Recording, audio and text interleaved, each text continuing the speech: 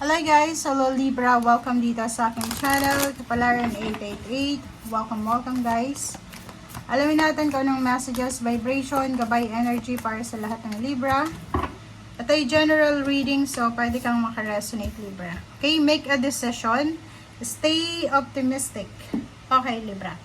So yung first card mo dito, sinasabi na if ever Libra, you're in stuck or indecisive situation, like yung parang feeling mo stagnant, yung parang hindi, yung nasa 8 of swords yan, diba ito, 8 of swords, parang may gusto kang gawin pero hindi mo magawa. Okay, makinig ka sa sinasabi ng iyong intuition and make a decision. Pero if stagnant ka pa rin, yung parang feeling mo hindi ka sigurado sa decision mo, kahit nakinig ka na sa sinasabi ng iyong intuition, much better na ihang mo na muna yung decision making mo. Okay? Be positive, stay optimistic, lahat ng pangarap mo sa buhay ay magkakatotoo. Okay? Huwag kang sumuko, kasi yung milagro, parating yan sa buhay mo. So, kung kailan ka susuko, baka doon mo miss yung opportunities na to. So, sinasabi ng biraha, still be positive, and yun, huwag kang sumuko sa kung ano man na hamon ng buhay or hamon sa'yo. Okay?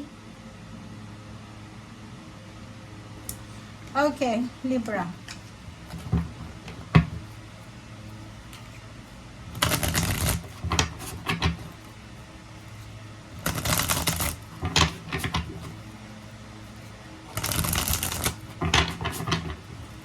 Okay, Libra.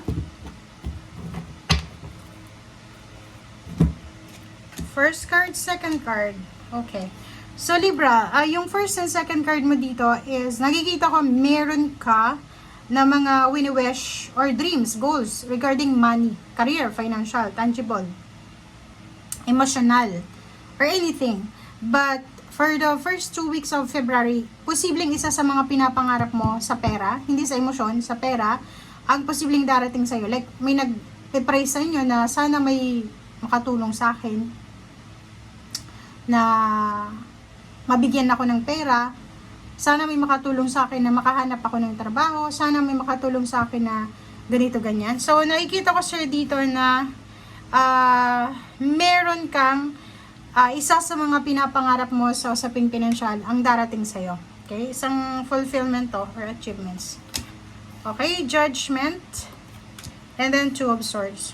So, nakikita ko sir dito, merong blessing sa parating, financial, merong decision making ka din na gagawin. So, itong decision na to, judgment, 2 of swords, eto yun o, dalawang baraha, isa lang na baraha yung nag-confirm. So, eto yung make a decision. So, ibig sabihin, ang feeling stuck, feeling stagnant, feeling indecisive, makinig sa sinasabi ng intuition, huwag masyadong magdesisyon ng padalos-dalos, pag-isipang mabuti, okay? Timbangin yung situation, huwag magpapadala sa emotion, huwag magpapadala sa panibugho, parang ganon, huwag kang papadala sa galit, sa inis, or anything. Okay? Okay, so 1, 2, 3, 3 major arcana na tayo, 4. So, nakikita ko sir dito, maraming hindi natuloy na travel, 'di ba? Yung stagnant eh, 'di ba? Pwedeng meron kang mga pinaplanong travel, relocation, homecoming, parang ganun. So, nakikita ko sir dito na wag kang, yun, stay positive. Kung etong travel na to is matagal mo na tong pinagpipray, tapos medyo naantala siya, 'di ba? Na stagnant. Sinasabi sir dito na maghintay tayo, be positive. Wag kang mawala ng pag-asa. Okay, strength. Oh, 'di ba? So, nakikita ko sir dito, be strong, be courageous. If ever hindi man dumating sa'yo yung gusto mo sa 2 linggong ito, kailangan mong magpakatatag, labanan mo yung tukso ng pagiging aggressive na yung decision making, gagawa ka lang ng desisyon dahil sa nainis ka, nagalit ka, na-stress ka, parang ganun.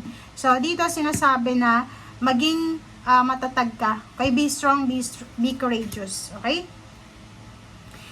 Nakikita ko sir dito, isang Libra ang posibleng nagmamanifest or pinagpipray niya na sana maging boss siya, maging team leader, tumaas yung posisyon sa trabaho, ma-promote sa trabaho.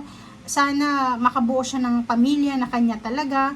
Sana makaipon siya ng pera, makapagpatayo siya ng bahay, maibigay niya yung stability and balance sa pamilya niya. And nakikita ko sa'yo dito yung Queen of Swords na siguradong sigurado ka na dito sa mga pinagpipray or minamanifest mo. Okay? So, 5 of coins, and then 2 of cups, and 2 of wands. So, nakikita ko sa'yo dito, in terms of money, nakikita ko na meron ditong relationship na posibleng magkakaroon kayo ng mga disagreement dahil sa problema sa pera. Yung mag-asawa, mag-boyfriend, girlfriend, magka-live-in partner. Meron ditong may pinagdadaanan kayong financial problems, 'di ba? May mga financial issues kayo sa buhay, especially kung may asawa ka, may boyfriend, girlfriend. Tapos binibigyan ka ng choice, yun nga. Kaya lumabas yung make a decision, judgment, and 2 of swords kasi binibigyan ka ng universe ng pagkakataon, ng choice or option. Kung gusto mong umunlad sa buhay, gusto mong makaalis dito sa financial stagnation, binibigyan ka ng pagkakataon ng universe ng choices. Pwedeng work abroad or work sa Philippines, or pwedeng ibang career, or pwedeng ibang direction. But yun na nga, nakikita ko sir dito, hindi ka pa masyadong sigurado. So, hindi mo alam kung i-give up mo yung relationship or ipa-prioritize mo yung trabaho or career or pagsasabay-sabayin mo siya. Okay, so, yun. So, 8 of swords. Nakikita ko sure dito na kailangan mo dito ng sobra-sobrang pag-iisip. Okay? Ibig sabihin, kailangan mo dito ng ang tawag dyan, reflection. Okay?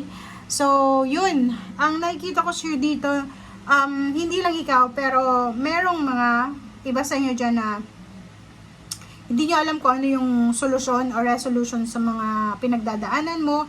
Pero yung iba, alam nila yung solusyon. Pwedeng ang solusyon nila is pera. Kailangan nila ng pera, kailangan nila ng lump sum of money, and yung iba naman, kailangan nila ng suporta emosyonal. Okay? So, kung ano man itong plano mong gawin sa ngayon, gamitin mo tong The Hermit. Kasi yung Hermit na to is reflection to, meditation. Huwag tayong gagawa ng desisyon na hindi natin pinag-iisipan ng 10 beses. Huwag tayong gagawa ng desisyon dahil sa naiinis ka, nagagalit ka, nababagot ka, natatagalan ka, parang ganun. Kasi pagsisisihan mo yan sa bandang huli. Prayer, napaka-importante yung prayer. So ipag-pray mo lahat ng itong pinagdadaanan mo sa buhay, lahat ng stagnation, lahat ng restrictions or imprisonment na to na pinanggagalingan mo. And nandito yung strength card, be strong, be brave, have faith in God, have faith sa sarili mo. Isipin mo na pinagdaanan mo na to dati. So, mapagtatagumpayan mo to, okay? Combine faith sa ating Panginoon and yung work, hard work mo, makukuha at makukuha mo kung ano yung gusto mo, okay? Thank you guys. Bye!